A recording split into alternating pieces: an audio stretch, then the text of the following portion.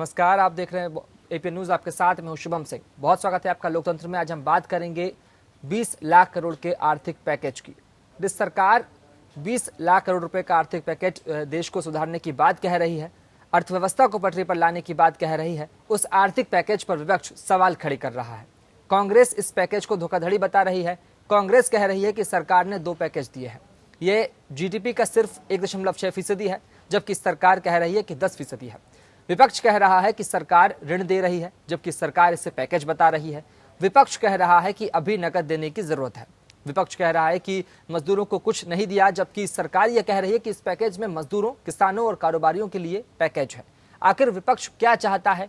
Corona काल में साथ देने की वजह हर बात विरोध क्यों किया जा रहा है? राहत देने वाले पैकेज पर आखिर तकरार क्यों सामने आ रही है? इन सब सवालों का जवाब आज हम लोकतंत्र में जानने की कोशिश करेंगे, लेकिन उसके पहले देखेंगे एक खास रिपोर्ट।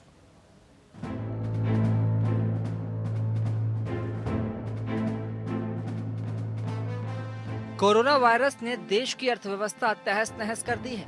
पूरा विश्व आर्थिक संकट से जूझ रहा है। भारत ने भी इस संकट में अपना सब कुछ गंवा दिया है। इस संकट काल में देश का जीडीपी ग्रोथ रेट लगभग 2% रहने की उम्मीद है। देश को आर्थिक मंदी से उबारने, रोजगार पैदा करने के लिए सरकार ने छोटे और मझोले उद्योग में पंख लगाने के लिए आर्थिक पैकेज का ऐलान किया है। सरकार उस क्षेत्र में निवेश बढ़ाकर जल्द से जल्द अर्थव्यवस्था को पटरी पर लाने का प्लान बना रही है, जहां से सरकार को जल्द पैसे आने की उम्मीद है।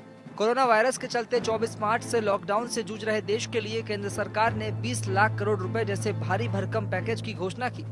प्रधानमंत्री मोदी ने इस पैकेज को लेकर कहा कि ये पैकेज देश को आत्मनिर्भर बनाने के लिए है और इसे उन्होंने आत्मनिर्भर पैकेज का नाम भी दिया। उद्योगपतियों, व्यापारियों, किसानों, मजदूरों, महिलाओं और शिक्षा से जुड़े कई ऐलान किए। केंद्र सरकार ने इस पैकेज को बड़ा कदम बताया। ये पैकेज भारत की जीडीपी का करीब 10% है। इन सबके जरिए देश के विभिन्न वर्गों को, आर्थिक व्यवस्था की कड़ियों को 20 लाख करोड़ रुपए का संबल मिलेगा, सपोर्ट मिलेगा। प्रधानमंत्री के इस ऐलान के बाद वित्त मंत्री निर्मला सीतारमण ने 5 दिनों तक 20 लाख करोड़ के बारे में बताया। वित्त मंत्री ने बताया कि किस किस क्षेत्र को कितना पैसा दिया जाएगा, किस क्षेत्र में निवेश होगा, लेकिन विपक्ष ने सरकार के इस ऐलान को सिर्फ छलावा बताया है। कांग्रेस के वरिष्ठ नेता और खुद राहुल गांधी ने कहा कि प्रधानमंत्री नरेंद्र मोदी को कथनी और करनी एक समान रखनी चाहिए। उन्होंने कहा कि छोटे और मध्यम उपक्रमों तथा गरीबों के हाथों में पैसे देने की घोषणा की जानी चाहिए, ताकि अर्थव्यवस्था में फिर से नई जान आ सके। कांग्रेस ने कहा कि उनके लिए कर्ज लेने का रास्ता तो खोल दिया है, लेकिन उनके काम को गति कैसे मिले, इसका कोई प्रयास नहीं हुआ है। जो हमारी जनता है, जो गरीब जनता है, उनको पैसे की जरूरत है। और नरेंद्र मोदी जी को मैं प्यार से बोल रहा हूं कि इस पैकेज को रिकंसिडर करना चाहिए और इसमें डायरेक्ट ट्रांसफर की जो हमने बात की थी, सीधा का सीधा बैंक अकाउंट में पैसा डालने की जो बात की थी, 200 दिन की नरेगा की जो बात की थी, किसानों को डायरेक्ट पैसा देने की जो बात की थी, उसके बारे में नरेंद्र मोदी जी सोचें, क्योंकि ये जो लोग हैं, ये हमारा भविष्य है। कांग्रेस केंद्र सरकार के फैसले पर सवाल उठा रही है। वहीं केंद्र सरकार और निर्मला सीतारमण का कहना है कि यह पैकेज अर्थव्यवस्था को आगे बढ़ाने में बहुत मददगार साबित होगा। जब वो दुख के साथ पैदल जा रहे हैं, उनके टाइम बर्बाद करते हुए उनके पास बैठ करके बात करना, बातचीत करना, उससे बेहतर होगा उनके साथ पैदल जा करके उनके बच्चे को, उनके सूटकेस को साथ कैरी करके बात करते चलते। दुख के साथ कह रही हूं इस बात को, आराम से बोल सकते हैं। उनके अपने स्टेट्स को क्यों नहीं बोलता है कांग्रेस पार्टी? और ट्रेन लो, और ट्रेन मंगवाओ सेंट्रल गवर्नमेंट से, उनमें उन माइग्रेंट्स को बिठाओ। वाम दलों ने भी वित्त मंत्री द्वारा जारी किए गए आंकड़ों पर सवाल खड़े किए हैं। सीपीआई के महासचिव डी राजा ने कहा कि एक तरफ भारतीय कंपनियों को निवेश के बदले बेचा जा रहा है, वहीं रक्षा क्षेत्र में एफडीआई सीमा बढ़ाने पर सरकार पर हमला करते हुए कहा है कि रक्षा उत्पादन में एफडीआई की सीमा बढ़ाकर 74% करना अमेरिका का आत्मसमर्पण करना है। वहीं सीपीएम के महासचिव सीताराम येचुरी ने राज्यों से उधार सीमा बढ़ाने की बात कही है। विपक्ष ने राज्यों को फैसले लेने की छूट देने की बात कही है। यानी बात साफ है कि सरकार जिस आर्थिक पैकेज से सुधार की बात कह रही है, विपक्ष उस पर सवाल उठा रहा है। एक बार फिर केंद्र और गैर बीजेपी राज्यों के बीच हक को लेकर सवाल उठने लगे हैं। अब सवाल है कि क्या आर्थिक पैकेज अर्थव्यवस्था को मजबूती देगा या सिर्फ छलावा है? विपक्ष के सवालों का सरकार जवाब देगी? क्या सरकार विपक्ष की सलाह को मानेगी? Bureau report APN। तो आज हम लोकतंत्र में बात करेंगे उस 20 लाख करोड़ रुपए के आर्थिक पैकेज की, जिससे देश को सुधारने की बात सरकार कह रही है, अर्थव्यवस्था को पटरी पर लाने की भी बात कह रही है। उस आर्थिक पैकेज पर विपक्ष सवाल उठा रहा है। कांग्रेस इस पैकेज को धोखाधड़ी बता रही है। कांग्रेस कह रही है कि सरकार ने 2 पैकेज दी है, ये GDP का सिर्फ 1.6% है, जबकि सरकार कह रही है कि 10% है। ऐसे में विपक्ष कह रहा है कि सरकार ऋण दे रही है, जबकि सरकार इसे पैकेज बता रही है। विपक्ष यह कह रहा है कि अभी नकद देने की आवश्यकता है। विपक्ष यह कह रहा है कि मजदूरों को कुछ नहीं दिया, जबकि सरकार यह कह रही है कि इस पैकेज में मजदूरों, किसानों और कारोबारियों के लिए पैकेज है। आखिर विपक्ष क्या चाहता है? कोरोना काल में साथ देने के बजाय हर बात पर विरोध क्यों हो रहा है? इन तमाम सवालों का जवाब आज हम लोकतंत्र में जानने की कोशिश करेंगे। हमारे साथ चर्चा के लिए खास मेहमान जुड़ चुके हैं। हमारे साथ बीजेपी सांसद जनार्दन सिंह सिग्रीवाल जुड़ चुके हैं। सर, बहुत स्वागत है आपका। हमारे साथ अरविंद सिंह जुड़े हैं, नेता कांग्रेस से। आप सर, बहुत स्वागत है आपका। इसी के साथ तन्वी दास जी जुड़ी हैं हमारे साथ में, राजनीतिक विश्लेषक हैं। बहुत स्वागत है मैम आपका।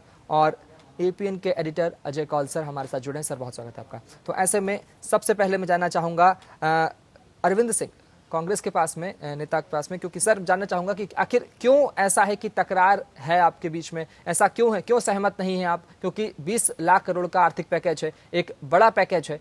आखिर क्यों आप इससे सहमत नहीं हैं? क्या ये नाकाफी है? देखिए, ये मीडिया में भी निरंतर आते रहा है और कई विश्लेषण भी इससे आया है कि जिसको पैकेज कहा जा रहा है वो क्या पैकेज है या वो ऋण है, और वो ऋण भी कैसे क्रियान्वयन होगा इसके बारे में भी कोई क्लैरिटी नहीं है। जो 10% GDP का बात प्रधानमंत्री जी ने कहा वो पैकेज है, और पूरे विश्व में आया कि 554 बिलियन जो है भारत सरकार कमिट कर रही है। उसको जब विश्लेषण किया गया, जब से हमारे फाइनेंस मिनिस्टर ने जब से अनाउंसमेंट चालू किए हैं, जो 5 ट्रांच जो वो कहती हैं, तो उसका जब विश्लेषण किया जा रहा है, तो आज भी चिदम्बरम जी ने कहा है कि केवल 1,86,000 करोड़ रुपए ही वास्तव में पैकेज का पार्ट है। और उन्होंने तोड़ के बताया, उन्होंने क्लियर करके बताया है कि किस मद में कितना रुपया जो है वो सरकार कमिट कर रही है या सरकार ने ऑलरेडी ट्रांसफर किया है। और सबसे ज्यादा जो अभी तक आया है वो प्रधानमंत्री गरीब कल्याण योजना जो अनाउंस हुआ था, जिसके तहत 33,000 करोड़ कैश ट्रांसफर और फ्री जो खाद्य पदार्थ है उसके लिए 60,000 करोड़। तो ऐसे करके केवल 1,60,000 करोड़ ही कमिट हुआ है। जबकि हम बार बार मांग किया जा रहा है, राहुल गांधी जी ने इस बात के लिए कई बार ध्यान आकृष्ट किया। लोग राहुल गांधी जी जब कुछ बोलते हैं तो पूरा बीजेपी परेशान हो जाती है। मगर कल भी यदि आप देखेंगे MHA का गाइडलाइन है, उसमें राहुल गांधी जी ने जो सुझाव दिया था कि रेड ग्रीन और ग्रीन जोन ऑरेंज जोन जो डिक्लेयर हो और राज्यों के माध्यम से हो, तो कल MHA ने उस बात को माना। राहुल गांधी जी बार बार कह रहे हैं, और बहुत साधारण इकोनॉमिक्स है ये, कि यदि हम लोगों के हाथ में पैसे देंगे, लोगों को जो अभी जो आपातकालीन स्थिति है, जो महामारी है, जिसमें लोगों का रोजगार 2 महीने से बंद है, लोगों के पास कमाई का साधन नहीं है, जो थोड़े बहुत पैसे थे वो खा चुके हैं, और जो सपोर्ट है वो सपोर्ट केवल BPL परिवार तक लिमिट है, जो अन्य परिवारों को मिला है वो भी बहुत लिमिटेड है। और बार बार वो कह रहे हैं कि जो लोग जिनके पास राशन कार्ड नहीं है, 13 करोड़ लोगों का अनुमान है कि राशन कार्ड नहीं है, उनको राशन जो है शुरू से ही प्रबंध करना चाहिए। जो डायरेक्ट कैश ट्रांसफर है, उस दिन भी मैं कह रहा था कि रेहड़ी वाले को 10,000 रुपये लोन देने का अभी क्या मतलब बनता है? अभी 2 महीने से रेहड़ी वाले कोई रोजगार नहीं कर रहे हैं, क्यों नहीं हम उनको 10,000 रुपये का कैश ट्रांसफर करें? 5,000 करोड़ रुपया इस महामारी में 5,000 करोड़ रुपया सरकार कमिट कर रही है रेहड़ी वालों के लिए, और वो भी जो है वो लोन में, और वो भी 1 महीने के बाद मिलेगा। अभी जो है आज जो है फाइनेंस मिनिस्टर बोल रही है राहुल गांधी जी, जो माइग्रेंट वर्कर्स के पास गए, एक माइग्रेंट वर्कर को अपने राज्य में जाने का प्रक्रिया को हम इतना कॉम्प्लिकेट क्यों किए हुए हैं? हम ऑनलाइन उनसे रजिस्ट्रेशन मांग रहे हैं, ऑनलाइन रजिस्ट्रेशन जाता है जिस राज्य में है उसके पास, फिर वो राज्य जो है दूसरे राज्य से पूछता है, फिर ये बस का अरेंजमेंट, ट्रेन का, इतना हमने क्यों कॉम्प्लिकेट करके रखा है? हम राज्य सरकार को ब्लेम कर रहे हैं। एनडीएमए एक्ट के तहत पूरे पावर जो है एमएचए के पास, पूरा पावर भारत सरकार के पास है। और जो माइग्रेंट वर्कर्स के लिए कहा जा रहा है कि आप जो है आपदा प्रबंधन के 11,000 करोड़ खर्चा कीजिए, वो ऑलरेडी उनके पास था, राज्य सरकारों के पास ऑलरेडी था। तो जो केंद्र सरकार से उम्मीद किया जा रहा था, और अभी भी सरकार को अभी भी जो बीत गई उसको भूल के अभी भी प्रेस ये करना चाहिए कि लोगों के हाथ में कैसे पैसे दे। देखिए जो एमएसएमई है उसका इतना बात हुआ, मगर उससे जो वेज प्रोटेक्शन है उसके बारे में कोई बात नहीं, किसी ने बात नहीं किया। हम उनको लोन देंगे, लोन को वो इम्प्लीमेंट करेंगे, कब इम्प्लीमेंट होगा, कब उनका बिजनेस बढ़ेगा, मगर जो उनके यहाँ काम करते हैं उनकी कैसे सुरक्षा हो, इन सब मुद्दों पे कोई हम लोग में से चर्चा नहीं कर रहा है। ठीक है, तो ये बहुत ही जनार्दन सिंह। ठीक है तन्वी दास जी, मैम मेरा आपसे सवाल है कि आखिर जिस तरह से आप पश्चिम बंगाल से ताल्लुकात रखती हैं, आखिर ममता बनर्जी ने ऐसा क्यों कहा है कि वित्त मंत्री बीते 4-5 दिनों में समझा ही नहीं पाई कि 20 लाख करोड़ का पैकेज किसके लिए क्या है, किसके लिए कितनी इसमें राहत है, किस सेक्टर के लिए कितनी राहत है इस आर्थिक पैकेज में? देखिए जो ये 20 लाख करोड़ का जो एक पैकेज दिया गया है ना, एक पैकेज नहीं है, ये छलावा है। जैसा छलावा हमको नोटबंदी के समय हमको देखने को मिला, वैसा ही एक छलावा है ये 20 लाख करोड़ का पैकेज। एक अरबी में एक वर्ड है, मुझे अच्छी तरह से अरबी नहीं आता है, शायद मैं गलत ना हूँ, तजारत। और ये सबका मतलब है जो सूदखोरी का काम होता है ना, वही वाला काम जो केंद्र सरकार है वो अपनी तरफ से कर रहा है। अब हम लोग जो आम आदमी जो टैक्स देता है वो बच्चे के लिए भी दिया है, वो ट्रॉली के ऊपर सोया हुआ अपना घर लौटने को बेबस है। तो उस बच्चे के तरफ अपना सर्विस क्यों नहीं है, मतलब केंद्रीय सरकार नहीं पहुंचा रहा है, इनके मतलब बदले वो कुछ स्कीम बता रहा है कि ऐसा लो, ऐसा करो, फिर हमको दूसरा समय वापस करो। तो शायद मैं गलत अगर ना हूं तो आप लोग जानकर बैठे हुए, वो वर्ड है तजारत। तो ये तजारती का कारोबार जो है मतलब एक छलावा की तरह केंद्र सरकार चलाना चाहते हैं।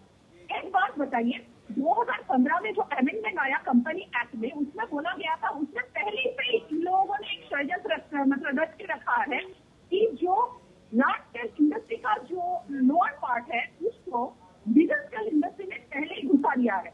तो ये 1.5 लाख करोड़ का जो इन्वेस्टमेंट है और इसके ऊपर जो आपने स्कीम घोषणा किया है, ये किसको मिलेगा, किस क्लास को मिलेगा, ये पहले आप सोचिए। आप बोल रहे हैं कि एमएसएमई को आप ठीक है। इन सब सवालों के जवाब हमारे साथ जुड़े हैं जनार्दन सिंह सिग्रीवाल साहब, वो देंगे। जनार्दन सिंह जी, जो आरोप लग रहे हैं, इन जो सवाल विपक्ष के द्वारा उठाए जा रहे हैं, इनके जवाब आपको देना है। इनके आरोप पूरा का पूरा निराधार है। आरोप में कोई दम नहीं, दम बिहोन माने इनका आरोप है। और चूंकि आरोप पे किसी न किसी अच्छा काम भी सरकार करे तो वो लगाने का एक आदत बन गया। क्योंकि आप हमेशा ये लोग ऐसे करते रहे हैं कि जिससे कि अपना हित ज्यादा उन लोगों का और जनता का हित कम। और नरेंद्र मोदी जी की सरकार जनता का हित सर्वोपरि है, देश सर्वोपरि है। और देश के हित के लिए देश में 130 करोड़ लोगों के हित की काम हमेशा करते रही है। चाहे कितना बड़ा आपदा विपदा भी आए, तभी सरकार आगे बढ़ चढ़ करके काम कर करके और दुनिया में भी एक आपदा में भी किस तरीका से भारत माने सफलता की तरफ जा रहा है, यह इन लोगों को पच नहीं रहा है।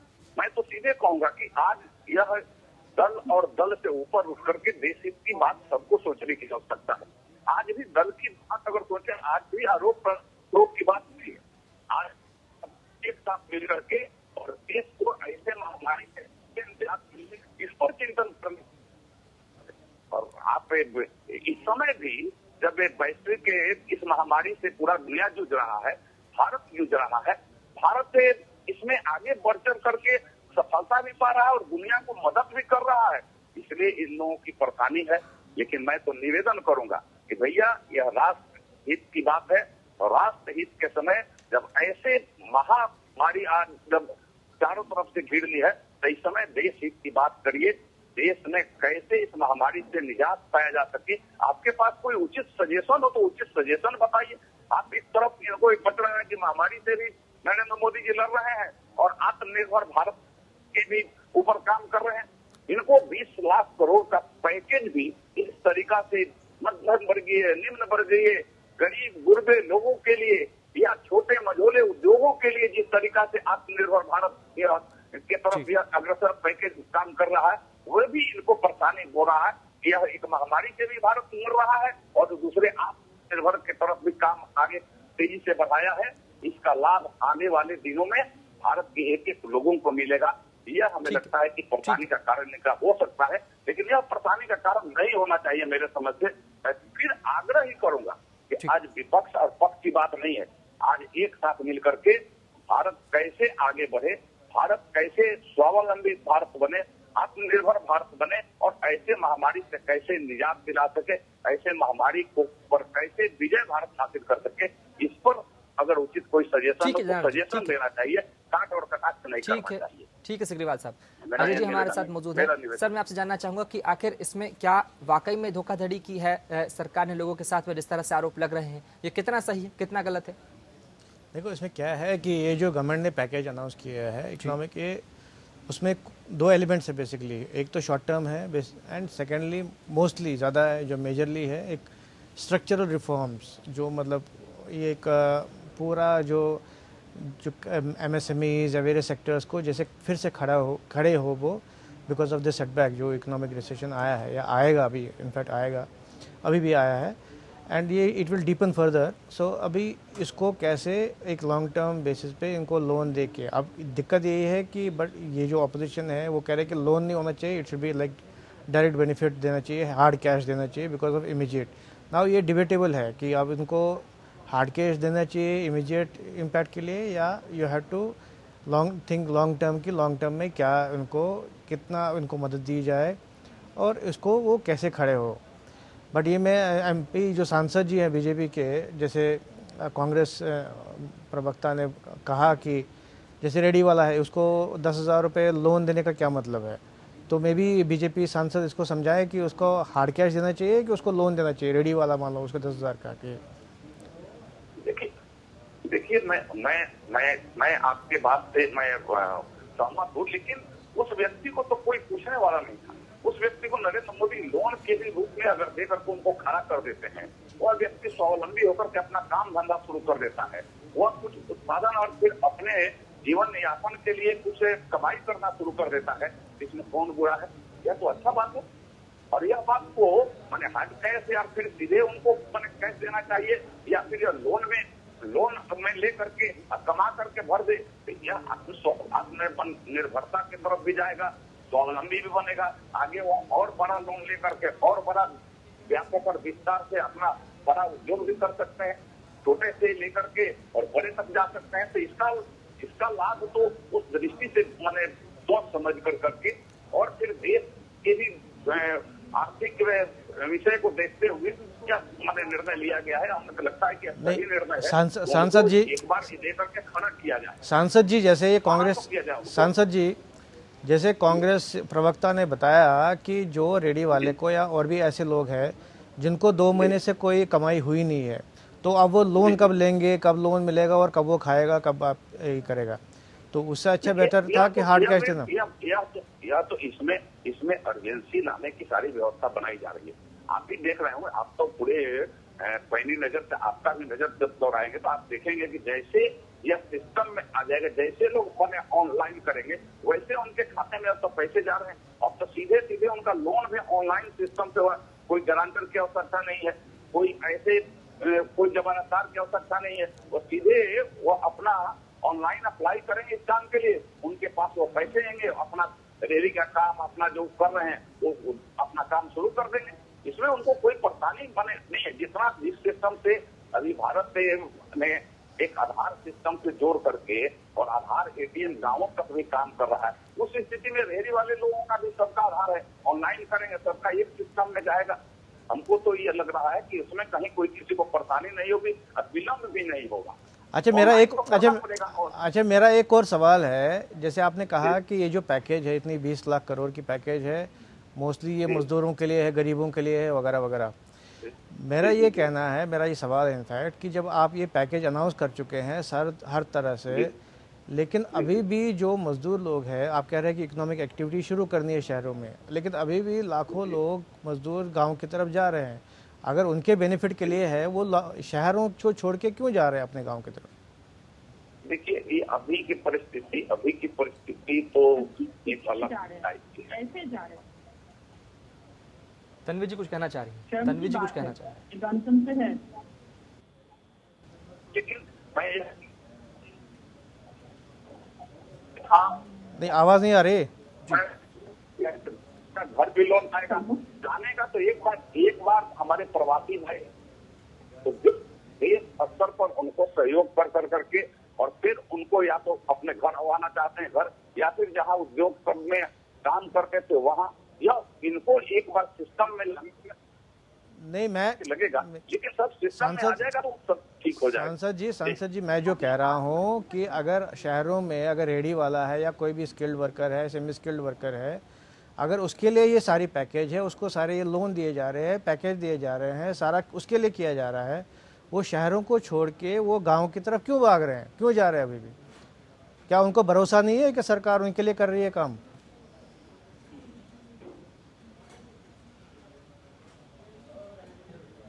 शहबाद, आवाज नहीं जा रही क्या? सांसद जी सुन पा रहे हैं? माफी चाहेंगे। तन्वी जी, आप कुछ कहना चाह रही? जी जी जी, हेलो जी, हाँ जी जी सांसद जवाब दें अपना। अब नहीं, आप जो एक बात कहे कि आज भी लोग जो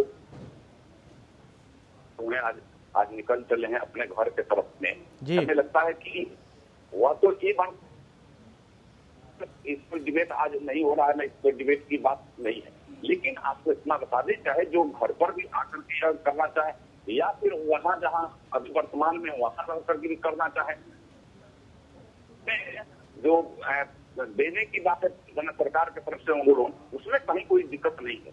लेकिन अभी का जो समय है, लॉकडाउन के समय का जो है, अभी हम लोग को लगता है कि इस परिस्थिति में जो एक बार वो निकले हैं तो उनको अस्थिर करने में भी यह राशि कामयाब होगा। उनके अंदर जो एक विश्वास है वो फिर मजबूत होगा और फिर वो जहाँ भी रहेंगे, अपने घर पर रहें, अपने जिला में रहें या देश के किसी कोना में रह करके जो काम कर रहे हैं वो करेंगे, उसमें कहीं उनको दिक्कत नहीं होगा। नहीं सांसद जी, जैसे पैकेज अनाउंस हो गई, आज भी जैसे कल पैकेज आपने पूरी अनाउंस कर दी, आज भी स्विगी का और आया है कि वो छटनी करने वाले हैं, कुछ 1000, 1500, 1100 लोगों को निकाल रहे हैं। तो अगर उनके लिए राहत है, ऐसे कंपनीज के लिए, एमएसएमईज या बाकी कंपनीज के लिए राहत है या लोन है, तो वो अपना छटनी क्यों करें? उनके पास पैसे क्यों नहीं है? लोग बेरोजगार क्यों हो रहे हैं? फिर अभी भी हो रहे हैं, मतलब आज की है। आज के समय में आपने सुना भी होगा कि सरकार का सख्त निर्देश है कि इस समय जो उनके यहाँ पहले से काम कर रहे हैं उनको ना छटनी कर सकते हैं, ना निकाल सकते हैं, ना उनका पेमेंट स्विगी का कर रहे हैं, तो ये एक अलग विषय हो सकता है कि उनके ऊपर कैसे उनका स्विगी का आज स्टेटमेंट है, जोमेटो का परसों का, एक समय का पैसा नहीं, या तो मैं समझ लिया पेपर की बात, लेकिन उनके ऊपर कोई कार्रवाई की बात से इंतजार करिए, वैसे लोग बचेंगे नहीं। प्रधानमंत्री जी और सरकार स्पष्ट रूप से कह दी है कि लॉकडाउन के बाद, लॉकडाउन के पीरियड में कोई भी किसी भी अपने काम करने वाले वर्कर को निकाल नहीं सकता है और उनका पेमेंट भी नहीं रोक सकता है। रोक रहे हैं तो फिर उसकी एक अलग व्यवस्था है, वह व्यवस्था तो इस लोन से जुड़ा हुआ नहीं है, लेकिन वह निकाल नहीं सकता। जी तन्वी जी कुछ कहना चाहते थे? तो गाँव चले गए, देश के मजदूरों के हित में तो काम करना ही पड़ेगा। देश के हमारे जो मजदूर है उनके हित में तो काम करना ही पड़ेगा, कोई उनको रोक नहीं सकता। एक एक करके प्राइवेटाइजेशन किया जा रहा है जो सरकारी कंपनी का, जो इतना ज्यादा हो गया है कि 79% जो डिफेंस का है वो भी प्राइवेट करने की बात हो रहे हैं। तो आत्मनिर्भरता कहाँ तक है? ये तो इनकॉम्पिटेंसी है सरकार की, जो अपनी अक्षमता को दिखाने का, नंगा रूप को दिखाने का कोई सीमा ही नहीं छोड़ रहा है। ये किस तरह का राजनीति है जो इस बार कोरोना के विक्टिम के साथ खिला जा रहा है, जो रास्ते पर है। अरे भारत तो रास्ते पर भूखा मर रहा है, आप उसको व्यवस्था करने के लिए पैसा दे रहे हैं, मूलधन दे रहे हैं कि व्यवस्था करो फिर खाओ। आज क्या खाएगा भारत? पहले इसका जवाब दीजिए थी सांसद जी। आज क्या खाएगा? उसका रोटी तो उसकी रोटी का जुगाड़ तो आज नहीं है, वो 1 महीने के बाद जब प्रॉफिट करेगा तब उसको खिलाएगा, वो खाना खाएगा। तो 1 महीने तक क्या करेगा? पहले ये बताइए। अब स्कीम क्या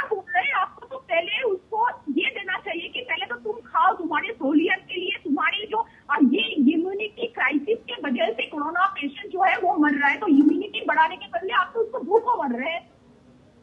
ये कहाँ की डेमोक्रेसी है? ये क्या सेवा है, क्या सर्विस दे रहे हो आप लोग? और आप बोलो कि 3 माह पहले इस सरकार ने उनको अनाज देने का काम, उनके खाते में पैसा देने का काम, चाहे वो आप एक एक करके बोलिए, एक एक करके बोलिए। ठीक किसान भाइयों के खाते में पैसा, दिव्यांग भाई उनके खाते में पैसा भेजने, जो हमारे पेंशन भाइयों के खाते में पैसा भेजने का काम, और फ्री में अनाज। खाने की चिंता आप मत करिए, खाने की चिंता नरेंद्र मोदी जी ने पहले कर लिया। आप अपने खाते हैं और आपको नहीं मिला, इसकी चिंता आपको भले हो सकती है, लेकिन नरेंद्र मोदी जी को देश के एक एक लोग कैसे खाएंगे, कैसे भूखे न रहेंगे, इसकी चिंता है, और चिंता उन्होंने स्थापित किया है। मैं बता दूं, तो मैंने आज किसान से लेकर के दिव्यांग, चाहे राशन कार्डधारी, चाहे वो मैंने वृद्ध हमारे भाई बहन हो, चाहे वो लक्ष्मीबाई पेंशन योजना, किसी तरीका से वो, चाहे वो प्रधानमंत्री जनधन योजना के माध्यम से उनका खाता हो, सारे खाते में 3 महीने के पैसे चले गए हैं। आप इसको तो देखिए एक बार नजर उठा करके। खाने की चिंता आप मत करिए, खाने की चिंता प्रधानमंत्री जी स्वयं पहले कर चुके हैं, और उनको किसी को उनका उज्ज्वला योजना के माध्यम से वैसे माताओं और बहनों को करोड़ों में बने हुआ 8.8 करोड़ लोगों के खाते में पैसे दोबारा के पैसे चले गए गैस निकालने के। अब इसकी चिंता मत करिए, इसकी चिंता प्रधानमंत्री जी स्वयं कर रहे हैं। कोई भी देश का भूखा नहीं रहेगा। आप उसको बरगलाइए मत, बरगलाने का ये समय नहीं है। मैं फिर निवेदन करूंगा, आप बरगलाने का जो प्रयास कर रहे हैं ना, बरगलाइए मत। कोई बरगलाने वाला भी नहीं है, क्योंकि आपको जो समय मिला था आपने क्या किया था, आपको जो समय मिला था आपने क्या किया था देश के सामने। अरविंद जी कुछ कहना चाह रहे हैं। अरविंद सिंह, नरेंद्र मोदी जी के काम से, अरविंद सिंह, काम से आप बरगलाने का प्रयास कर रहे हैं।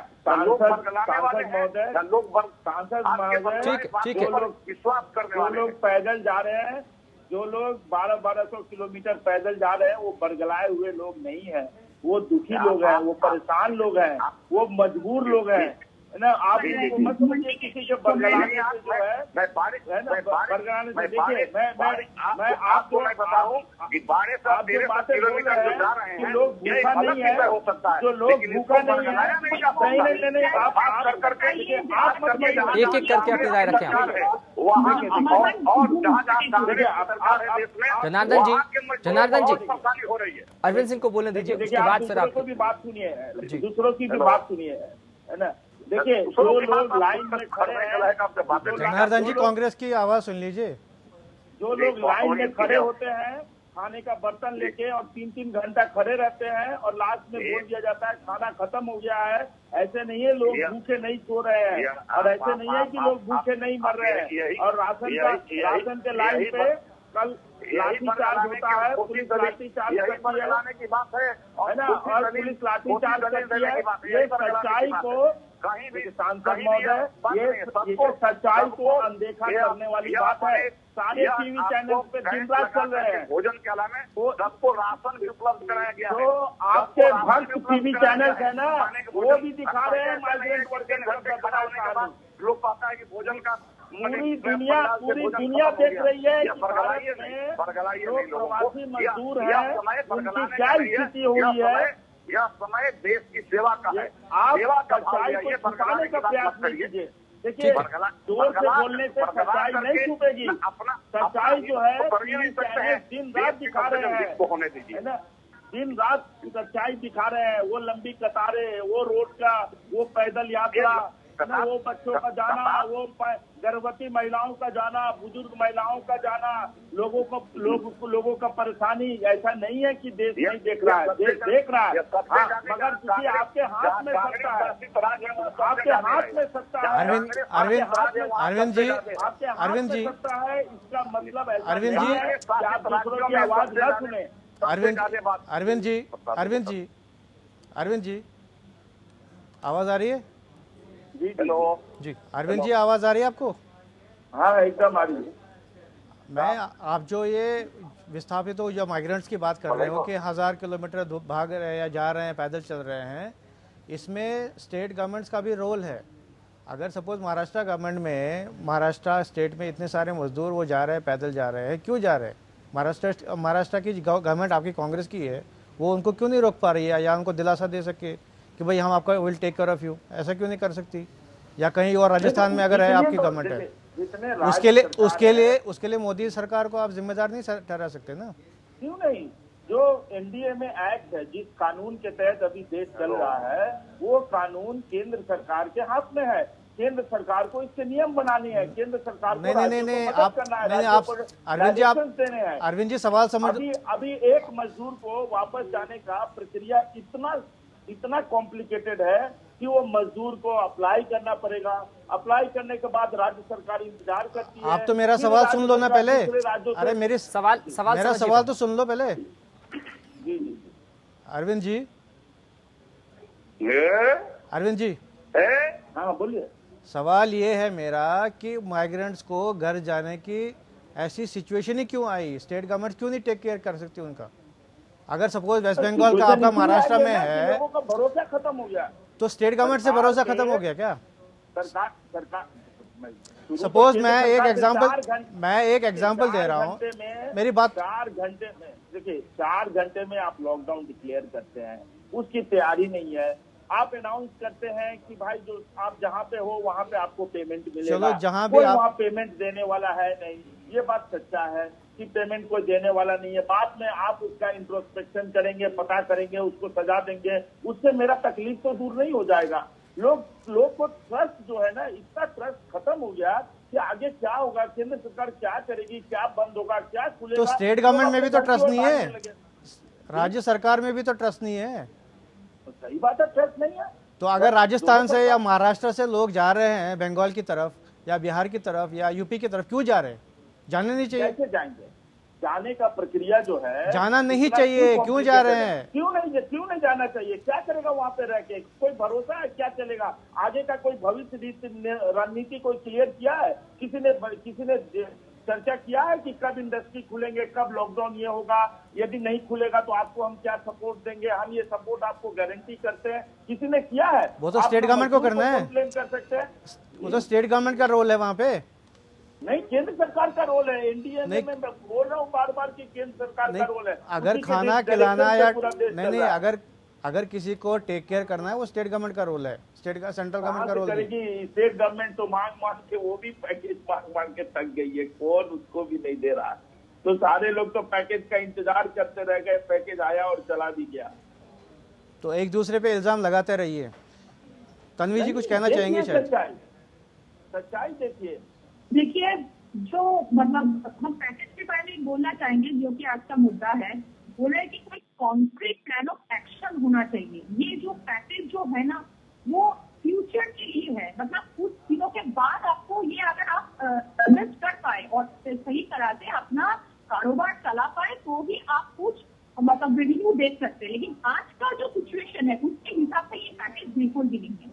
उसके बाद जो विश्लेषक है वो इसके बारे में चर्चा भी कर चुके हैं। जो ईपीएफ के बारे में, वो तो ईपीएफ तो गवर्नमेंट का पैसा नहीं है, ये तो हमारा पैसा हमको ही घुमा के दिया जा रहा है।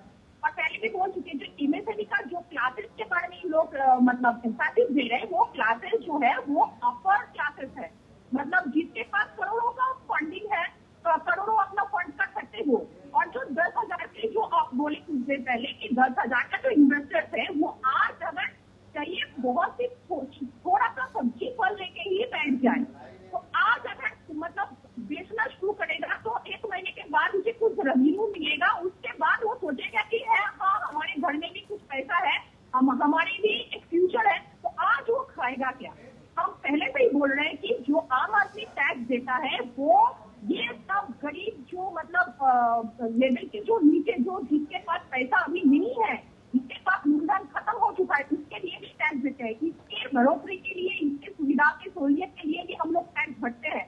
तो वो टैक्स का पैसा सरकार क्यों नहीं उसके पास पहुंचा रहा है? और इतने सारे बड़े केयर का जो फंड क्रिएट हुआ, जिसका ऑडिट नहीं किया जाएगा, ये बात ऐलान किया गया। तो बिना ऑडिट किए वो फंड का एक पैसा भी हमारे मतलब हिसाब के अनुसार क्या किया गया, इसका कोई हिसाब हमको नहीं दिया गया। लेकिन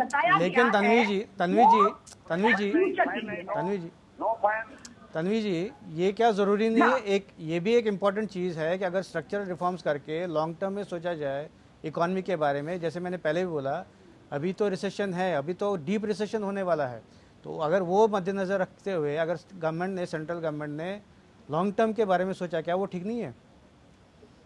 देखिए, जो आप बोल रहे हैं ना, वो हम भी समझ रहे हैं कि लॉन्ग टर्म के बाद हम बोल रहे हैं, लेकिन वो भी आपके क्लासिफाइड हो चुका है कि एक क्लास के अंदर वो सिमट के रह गया है। हमारे जो पहले से जीडीपी इतना कम है और हमारे जो इंफ्रास्ट्रक्चर है, जो नोटबंदी के बाद जो मतलब इकोनॉमिकल इंफ्रास्ट्रक्चर है, जीडीपी के ठीक तरह से यूज नहीं किया गया, तो फिर ये पहले से ही बहुत ही खराब सिचुएशन में है। अगर इसको अगर लेके हम बाउंसिंग बॉल की तरह खेलते रहेंगे ना, तो फिर हमारे तरफ से मतलब जितने भी हम विश्लेषक के बातें सुन चुके हैं, अर्थनैतिक इकोनॉमिक विश्लेषण जो है, कोई भी पॉजिटिव बात नहीं बोला गया। बोला गया कि लोगों के पास, लोगों के हाथ में पैसा रहना चाहिए, लिक्विड कैश रहना चाहिए, ताकि वो अपना जो डिमांड है वो क्रिएट कर सके। लेकिन डिमांड वो कैसे क्रिएट करेगा जब वो अपने आप का ये जो प्रॉब्लम है उसको लेकर ही ज्यादा मतलब व्यस्त रहेगा। वो बाजार को कैसे कंट्रोल कर सकता है? आज उसके पास खाना नहीं है, तो अभी भूखों अपना महाराष्ट्र से, पुणे से आप बिहार यूपी के तरफ आ रहे हैं। आप सोच सकते हैं कि क्या सिचुएशन है। ज्यादातर तो भारत का जो मतलब जनसंख्या है वो तो पॉवर्टी लाइन के करीब है या फिर नीचे है। तो फिर ये क्लास को लेकर तो हमको सोचना है ना, हम वही एलिट क्लास या फिर जिसके पास पैसा है सिर्फ कंपनी राज को नहीं चला सकते, हम सिर्फ कंपनी को दे रहे हैं, ये तो नहीं हो सकता ना। ये तो हमको सोचना चाहिए, जो इकोनॉमी जो क्लास में इकोनॉमी होना चाहिए सही तरह से यूज होना चाहिए, उस क्लास के बारे में क्यों इस तरह से प्रैक्टिस नहीं घोषणा किया गया, उसको बहुत जनार्दन, चलो ये सवाल जनार्दन जी से पूछ लेते हैं। जनार्दन जी, आप सिर्फ एलिट क्लास के बारे में क्यों सोचते हैं, गरीबों के बारे में क्यों नहीं सोचते? आ रहा हूं कि कोई क्लास, देश के एक एक लोगों के बारे में चिंता करने वाली काम नरेंद्र मोदी जी की सरकार करती है। नरेंद्र मोदी जी के नजर में देश का कोई ऐसा वर्ग नहीं है जिसके बारे में चिंता नहीं। यह चिंता इनको इसलिए परेशान कर रहा है, मैं फिर इसको दोहराना चाहता हूँ कि इनको आगे भी दिख रहा है कि सारे रास्ते बंद हैं, या इसके अलावा कि ऐसे भी परिस्थिति में यह देश आगे उठ करके खड़ा हो गया। नरेंद्र मोदी जी पुनः देश को आत्मनिर्भर देश बनाने की दिशा में आगे बढ़ चले। दुनिया भी आज ऐसे परिस्थिति में भारत से सहयोग मांग रहा है और भारत वहाँ नहीं, इनका जनार्दन जी इनका कोई बात नहीं है। जनार्दन जी, अपोजिशन का कहना है कि ये पूंजीपतियों के लिए ज्यादा फेवर करेगा, गरीबों के लिए नहीं है। इस पे आप कैसे बोलते हैं? फिर क्या स्पष्ट करिए। हेलो जी,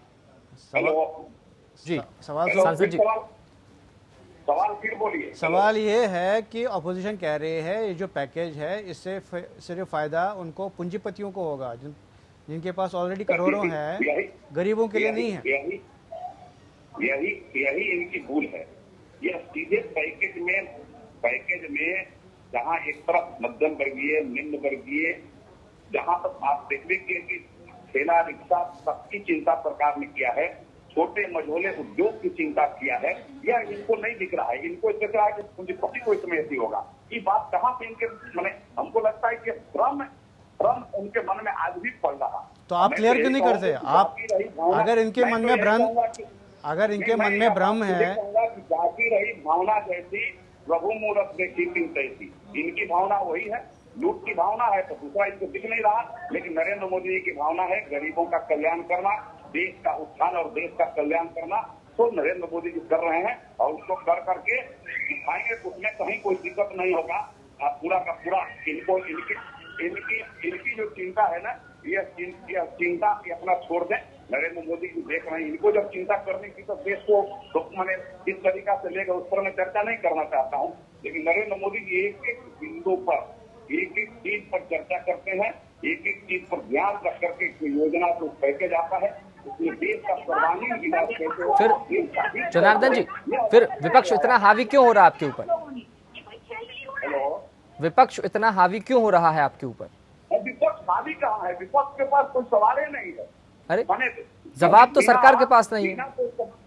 विपक्ष के पास कोई सवाल नहीं है, ना कोई सिवाय प्रेस वार्ता के जवाब क्या है सरकार के पास? प्रेस कॉन्फ्रेंस के अलावा सरकार के पास में क्या जवाब है? सारे अब यही ना कह रहे हैं कि उनको सारे चीजें जब उनके सामने देश की जनता के सामने आ गई है, तो देश की जनता ही इनको जवाब दे रही है समय पर, और समय पर जवाब देते रहेगी। पूरे चीज सारे देश की जनता के सामने है रेस, और खाली यह बात कि इनके नजर में है कि उसको कर करके फिर मैं कह रहा हूँ कि बरगलाने का जो इनका प्रयास है ना, वह बरगलाने का प्रयास न सफल हुआ है न होने वाला है। अरविंद जी, जनता स्वयं उसको रिजेक्ट कर दी है और रिजेक्शन में है। मैं कांग्रेस के प्रवक्ता से पूछना चाहता हूँ, आप क्यों वर्गलाते हो लोगों को? बरगलाने का काम करते हैं, आज के समय बरगलाने का है, देश के में काम करने का है। कि जो आत्मनिर्भर का बात है वो बहुत अच्छा बात है। हम लोग सब चाहते हैं कि हम लोग आत्मनिर्भर रहे, मजबूत देश बने, आगे बने, प्रगति करें। मगर जिस ढंग से पेश किया जाता है, जो 20 लाख करोड़ को जो पेश किया गया, हम सब लोग प्रफुल्लित हुए, हम लोग सब खुश थे कि 20 लाख करोड़ रुपया आएगा और इससे हमारा देश आगे बढ़ेगा, लोग मजबूत होंगे, गरीबों की परेशानी दूर होगी। मगर जिस हिसाब से इसको तोड़ फोड़ किया गया, जैसे पुराने जो बजट ऑलरेडी जो पास है, उस बजट के भी अंश को इसमें जोड़ा गया। जो पहले नीति तय किए गए थे, जैसे कोयला की नीति, प्राइवेटाइजेशन का कोयला का नीति, वो पहले ही तय किया गया था। जो एयरपोर्ट के प्राइवेटाइजेशन की नीति, वो पहले ही फैसले किए गए थे। और जो आगे की चीज है, अब इसरो का स्ट्रक्चरल रिफॉर्म को कोरोना का महामारी में अभी क्यों कौन सुनने वाला है? अभी हमें कैसे इस आर्थिक विषमता से, इस परेशानी से हम आगे निकलेंगे, हम इसके लिए परेशान है। और आप इसरो का स्पेस का इसका बात कर रहे हैं, डिफेंस का रिस्ट्रक्चरिंग का बात कर रहे हैं, डिफेंस का FDI का बात कर रहे हैं। तो ये जो 20 लाख पैकेज है, वो असल में तभी जाके लोग इसका विश्लेषण करने लगे कि 20 लाख का मतलब क्या है। ये जो 5 दिनों का ट्रांच जो फाइनेंस मिनिस्टर ने अनाउंस किया, ये 5 दिनों का मतलब क्या है? और तब ये विश्लेषण में आ रहा है कि ये तो असल में 1,60,000 करोड़ का ही मामला है। और इसको 20 लाख बोल रहे हैं कि दुनिया भर का टेलीविजन ने दिखाया कि 554 बिलियन का ये पैकेज प्रधानमंत्री ने अनाउंस किया, और जमीन पे क्या है? तो बरगला हम नहीं रहे हैं। तो क्या ये छलावा है? ये लोग रहे हैं अरविंद जी, तो क्या ये छलावा है? क्या ये धोखा है? धोखा ही है। मैं यही कह रहा हूँ, बरगलाना छलावा और धोखा देने का काम तो यह करते हैं। पैकेज से लेके हम ये करेंगे, जब इसका विश्लेषण हो रहा है। सांसद जी, कांग्रेस के प्रवक्ता कह रहे हैं धोखा है। आपकी बात से थोड़ी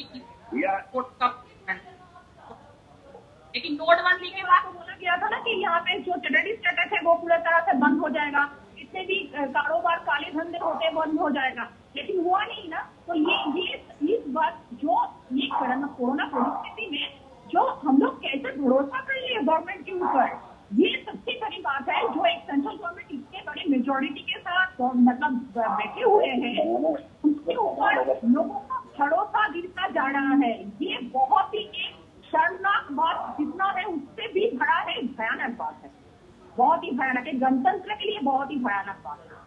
और आप बता रहे हैं कि देश की छवि, देश के इंटरनेशनल मीडिया ने जो मजदूर हमारे पलायन किए, इधर से उधर गए, प्रवासी मजदूर, जो गरीबों की स्थिति है, जो कतार, जो खाने का कतार में लाइनें हैं, उसको इंटरनेशनल मीडिया ने इतना दिखाया कि हमारा देश का जो भी छवि बना था पहले से, वो छवि का, मगर मेरे को छवि से ज्यादा परेशानी जो है असलियत का है कि हम एक्चुअल में कोच हो रहे कि नहीं। हमारे लोग जो है वो परेशान है, उनको परेशानी से हम कैसे निकालें, हमारी अर्थव्यवस्था को हम अपना आगे कैसे बढ़ाएं, जो छोटे रोजगार में लोग लगे हुए हैं उसको हम कैसे मजबूत करें, किसानों को कैसे मजबूत करें। और मिला जुला के जब हम देखते हैं, पूरा पैकेज को देखते हैं, तो किसानों के लिए क्या है, किसान क्रेडिट कार्ड है। किसान क्रेडिट कार्ड में उनको क्या है, तो उनको लोन मिलेगा।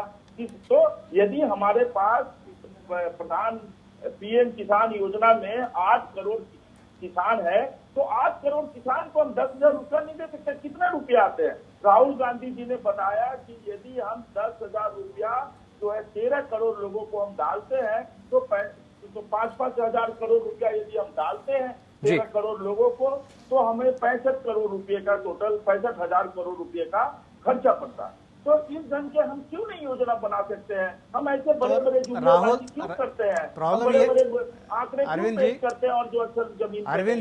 अरविंद जी, प्रॉब्लम यह है कि राहुल जी को कोई सीरियसली नहीं लेता ना। तो आप नहीं लेंगे तो आप घाटे में रहेंगे। आखिर में कल एमएचए का गाइडलाइन ने ये बताया कि राज्य सरकार तय करेगी कि रेड जोन, ग्रीन जोन और ऑरेंज जोन क्या होगा। राहुल गांधी जी ये पिछले 1 महीना से बोल रहे हैं कि जो ये सब लोकल फैसला लोकल को दो, लोकल फैसला राष्ट्रीय लेवल पे नहीं होने चाहिए। तो आप यदि नहीं लेंगे सीरियसली तो आप लॉस में रहेंगे ना, कौन देश लॉस में रहेगा? कोई व्यक्ति आपको सुझाव दे रहा है, सुझाव आपको लग रहा है कि नहीं हम लेना चाहते सीरियसली, तो इसीलिए तो हम कहते हैं कि ऑपोजिशन की बात ही नहीं, सबकी बात सुननी चाहिए। कोई भी सरकार, इतने बड़े देश की सरकार है और इतने बड़े देश के प्रधानमंत्री हैं, तो उनको सबकी बातें सुननी चाहिए और सबके बारे में सोचना चाहिए और ऐसे कदम, ऐसे नीति निर्धारण होने चाहिए जो एक एक आदमी को फायदा पहुंचाए, जिससे एक एक आदमी को लगे कि हमारे लिए काम हो रहा है। जनार्दन जी, आप जनार्दन जी से पूछेंगे कि राहुल की बात क्यों नहीं सुनते आप? राहुल जी की बात पर स्वयं उनको अपने विश्वास में है, देश को तो खैर उनके बात पर विश्वास ही नहीं है, उनको अपने बात पर विश्वास है, उनको अपने बात करके उनको भरोसा है उनको। या कोई कांग्रेस का कोई नेता सेटिस्फाई कर सकता है क्या? कब क्या बोलेंगे, कब किस बोल का क्या अर्थ होगा, कोई मीडिया में छप जाए चल जाए मैंने चैनलों पर, इसके अलावा उनका उद्देश्य क्या होता है? एक बार बता तो दें उनका उद्देश्य क्या होता है? क्या किस हित में, किस उद्देश्य से कभी कोई बात उन्होंने लिया है? गंभीर कोई बात लिया है क्या? गंभीरता से न कोई बात किए हैं, न करने की उनकी क्षमता है। नहीं, उन्होंने तो गंभीरता से कोई बात करते जनार्दन जी, उन्होंने तो 12 जनार्दन जी बात सुनिए, उन्होंने तो 12 फरवरी को बोला था कि कोरोना वायरस आ रहा है और ये बहुत प्रॉब्लम करेगा और लॉकडाउन करना चाहिए। अपने गैस को लाने के लिए, हाँ, कोरोना वायरस लाने के लिए वैसे कि आ रहा है उनको तो नहीं, उन्होंने चेतावनी दी थी। ऐसा लाइन आपको नहीं बता देता है। किसको उन्होंने अवगत करा दिया था कोरोना वायरस आ रहा है? आपने उनको सीरियसली नहीं लिया? नहीं, सीरियस लेते ही नहीं है, सीरियस है ही नहीं है। कोई बात बता दें, मध्य प्रदेश में सरकार कैसे बना पाते हैं फिर से? कांग्रेस के लोग उनके कोई बात सीरियस लेते हैं क्या? तन्वी जी कभी कोई देश पर इस टाइप की बात रहती है तो तन्वी जी, राहुल को सीरियसली क्यों नहीं लेते? मेहमान का आने का जो प्रबंध किया जा रहा था ना, तो ऊंचे दीवारें खड़ी करने की प्रबंध किया जा रहा था ना, देर हो गई। तन्वी जी, ऊंचे दीवारें खड़ी करने की प्रबंध किया जा रहा था ना, तो देर हो गई। तो आम आदमी की जान जाए या आए, जो विदेशी मेहमान है उसका तो खातिरदारी होना चाहिए, चाहे कोरोना आए चाहे ना जाए। तन्वी जी, इसकी भी बात, इंटरनेशनल फ्लाइट को बंद करने की बहुत सारी रिक्वेस्ट आ चुका था, बहुत सारे स्टेट गवर्नमेंट भी रिक्वेस्ट कर चुके थे, उसके बाद भी नहीं बंद हुआ। आज कोरोना की वजह है, वही मेन वजह है जो इंटरनेशनल फ्लाइट को बंद नहीं किया गया उस पर। ट्रम्प विजिट की बात कर रहे हैं आप? पार्डन? आप ट्रम्प विजिट की बात कर रहे हैं? सुनाई नहीं दे रहा है। ट्रम्प के दौरे की बात कर रहे हैं आप? विजिट की अजय बात पूछ रहे हैं। ट्रम्प के दौरे में बस प्रॉब्लम तो वही है, विदेशी मेहमान है हमारे, अतिथि देवो भव, वही कर्तव्य पालन करते रहे और आम आदमी के बाद भूल गए। देखिए, राहुल जी को सीरियसली क्यों नहीं लेते? राहुल जी को सीरियसली ले या ना ले, ये तो मतलब क्या बोलेंगे, हमें कोई प्रॉब्लम नहीं है कि उसे सीरियसली क्यों लेंगे। लिया जा रहा है कि वो भी आम आदमी की बात कर रहे हैं, जरूर लेना चाहिए। सिर्फ राहुल जी की, एक आम आदमी खड़ा होके भी अगर बोलेगा कि हमको ये सहूलियत नहीं मिल रहा है, तो उसकी बात भी मतलब सेम इम्पोर्टेंस रखता है कि आज राहुल जी के मतलब रखता है, मतलब राहुल जी के बाद जो रखता है। जनार्दन जी सुन लीजिए, एक आदमी का बात नहीं है, साढ़े 12 वर्ष का बात है। जनार्दन जी सुन लीजिए, इनका हमको लगता है सुनना अपने न सुनना बराबर ही है। राहुल जी की बात पर जहाँ करते हैं, मैं एक बात ही बता दें, कभी भी देश में कोई सीरियस कोई बात हुआ हो, कभी भी देश में कोई सीरियस परिस्थिति रहा हो, तो राहुल जी यहाँ रहेंगे। ताकि राहुल जी कोई सीरियस टॉप किए हों, राहुल जी इससे ज्यादा सीरियस कभी नहीं हुआ था दौरे पर हैं, ये अपने बता दें, अभी तक बात नहीं देना चाहता, इस वक्त दौरे पर हैं। देश में कोई विशेष परिस्थिति रहती है उस समय इनके राहुल जी दौरे पर आते हैं।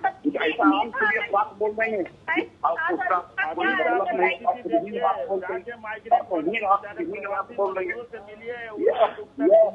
ठीक है, लेकिन अपने कहते हैं कि हाँ कोई सीरियस बात नहीं लेते हैं। लेकिन बीजेपी ममता जी को ज्यादा सीरियसली लेती है। बीजेपी ममता को ज्यादा सीरियसली लेती है। गुजरात का समस्या नजर नहीं आता, उनको वेस्ट बंगाल का समस्या। मैं कह रहा हूँ कि बीजेपी ममता को ज्यादा सीरियसली लेती है शायद। ममता जी को ज्यादा सीरियस लेते होंगे, ममता जी को ज्यादा सीरियस उनको लगता होगा कि हाँ ममता जी ज्यादा सीरियस बात कर रही है, इसलिए उनको ज्यादा सीरियस लेते होंगे वो। लेकिन यह वही बताएंगे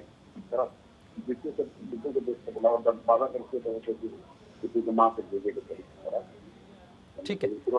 अजय जी, मेरा आपसे सवाल है कि आज जब इतना सीरियस वक्त है, इतना सीरियस काल से आज देश गुजर रहा है, इस वक्त में भी क्या राहुल गांधी को सीरियस लेना चाहिए बीजेपी को? नहीं, राहुल गांधी एक लीडर है, कांग्रेस का लीडर है। ऑफ कोर्स जो वो कहते हैं उनको सुनना चाहिए, और मे बी कुछ कई बार maybe he talk sense, सुनना चाहिए, क्यों नहीं सुनना चाहिए? इतनी बड़ी पार्टी के लीडर है। सांसद जी, ऐसा क्यों फिर जब उन्होंने पहले कह दिया था कि 12 फरवरी को लॉकडाउन लगा देना चाहिए, उसके बाद भी इतनी देर क्यों की गई?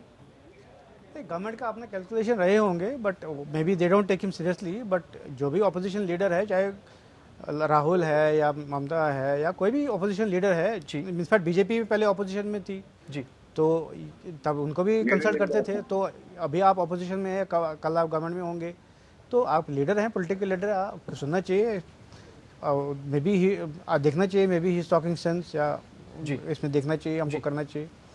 तो देखिए, कई बार ये बात उठ के आया है कि जो अभी केंद्र सरकार है वो बहुत एरोगेंस में रहते हैं, लोगों का दूसरे का बात नहीं सुनना, दूसरे की बातों का सुझाव को नहीं लेना।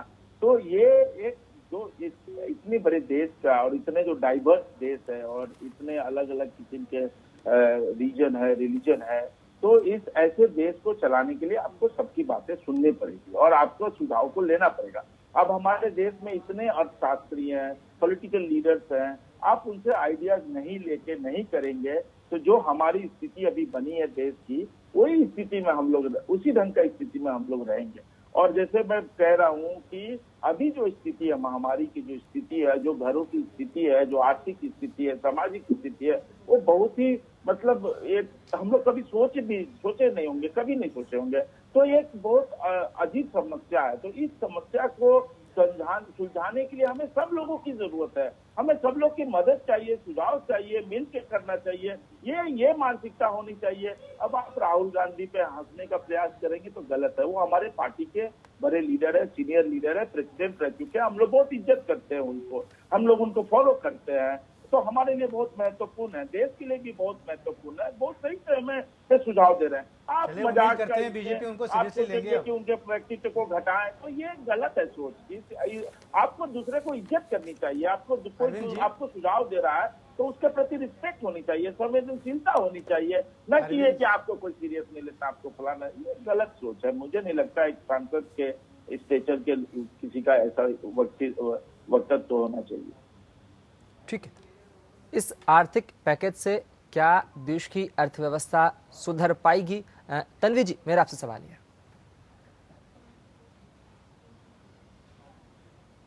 मुझे पूछा गया? जी तन्वी जी, सवाल मेरा आपसे है कि आज जो इकोनॉमी है, जो अर्थव्यवस्था बेपटरी हो गई है, वो इस 20 लाख करोड़ के आर्थिक पैकेज से पटरी पर आ पाएगी? नहीं, कभी नहीं आ सकता। मेरे ख्याल से कभी नहीं आ सकता। पहले भी हम लोग ये सरकार के ऊपर भरोसा कर चुके हैं। जो भी वो लोग लाते हैं, वो जो बोलते हैं, उसके साथ उसकी जो कार्य मतलब जो काम है उसके कोई मतलब मैचिंग नहीं होता है। और ये जो प्राइवेटाइजेशन का जो क्षेत्र है, जो प्राइवेटाइज किया जा रहा है, आपको बता दूं कि मैंने इसके ऊपर पहले भी सवाल किए थे कि लक्रेटिव बिजनेस है जिसको भी प्राइवेट किया जा रहा है, जिस नाम पे वो प्रॉफिट नहीं दे रहा है, लेकिन असलियत में वो प्राइवेटाइजेशन इसलिए किया जा रहा है क्योंकि कोई बड़े से कंपनी का कुछ फायदा होगा। तो ये जो प्राइवेटाइज करने का एक मतलब ट्रेंड चलाया हुआ है इस वक्त, ये एक बहुत बड़ा स्लेव क्लास तैयार करेगा, क्योंकि जो मिडिल क्लास है उससे ये खत्म होने का कगार में है। मिडिल क्लास के हाथ में अगर पैसा खत्म हो जाए तो वो पूरा उसकी जो नीचे का सेक्शन है उसको मतलब फंड ट्रांसफर नहीं कर पाएगा। तो एक स्लेव क्लास बन जाएगा कि आप जितना दोगे, जो बोलोगे वही करने के लिए हम मजबूर हो जाएंगे। तो ये जो एक नहीं जानती कि सरकार का जो मंशा क्या है, लेकिन मुझे ठीक नहीं लग रहा है कि ये सही से काम करेगा। और ये पैकेज इसका चलिए ठीक है, बहुत शुक्रिया आप सभी मेहमानों का हमारे साथ जुड़ने के लिए इस खास चर्चा में। तो ऐसे में देखने वाली बात होगी कि आखिर इस आर्थिक राहत पैकेज से, आर्थिक पैकेज से देश की बेपटरी हुई अर्थव्यवस्था कब तक पटरी पर आ पाती है, सरकार क्या कुछ कदम उठाती है, और ऐसे में लॉकडाउन के चौथे चरण में क्या कुछ तस्वीरें देखने को मिलेगी, ये आने वाला वक्त बताएगा। इसी के साथ फिलहाल यह रही एपीएन न्यूज पर खबरों का सिलसिला लगातार जारी है। नमस्कार।